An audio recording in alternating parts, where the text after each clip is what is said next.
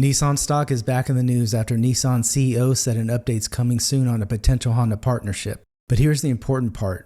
This doesn't sound like the old Honda-Nissan merger coming back. This sounds more like a smaller project-based partnership where two companies work together on specific technology vehicles or powertrain projects. That difference matters for investors. A full merger would mean combining two major car companies. A project-based partnership is much smaller. It could mean sharing the costs of certain projects without forcing Honda and Nissan to become one company. For Nissan, this could be a big deal because Nissan's trying to turn itself around. The company's been cutting costs, reducing factory capacity, and trying to rebuild investor confidence. If Honda helps Nissan share development costs, Nissan may not have to carry the full financial burden alone. The bull case for Nissan stock is simple. A Honda partnership could make Nissan look less alone.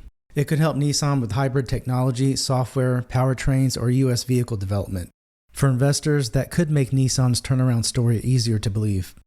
But there's also a bear case. A partnership's not the same thing as a rescue. If the announcement is vague, too small, or too far in the future, the market may not care. Nissan still has to prove it can sell competitive vehicles, protect cash flow, and rebuild its brand. Honda stock has a different setup. Honda is a stronger company, so investors may like the idea of Honda can share expensive development costs and move faster against Toyota, Tesla, BYD, and other global competitors. A smart partnership could help Honda compete without buying Nissan. But Honda investors may ask one big question. Is Honda helping itself, or is Honda getting pulled into Nissan's problems? That's why the structure of the deal matters. If Honda keeps the partnership limited and focused, the market may respect it. If it looks like Honda is taking on too much risk, Honda stock could get pressured.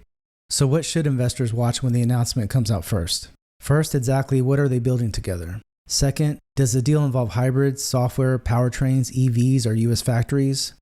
Third, do the companies give real numbers for cost savings? And fourth, does the market treat this as a real turnaround step or just another headline?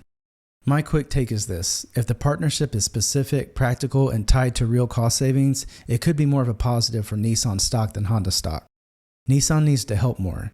Honda may benefit too, but investors will probably judge Honda on whether the deal helps Honda compete without dragging it into Nissan's turnaround problems. I think the lesson here is simple. A partnership headline can move stock, but the details decide whether the move lasts. Nissan stock may react strongly to the news, but the real question is whether the partnership helps Nissan become a healthier business over time. None of this is investment advice. I'm not telling you to buy, sell, or hold Nissan stock or Honda stock. This is just a quick breakdown of what the potential Honda-Nissan partnership could mean and what investors may want to watch next.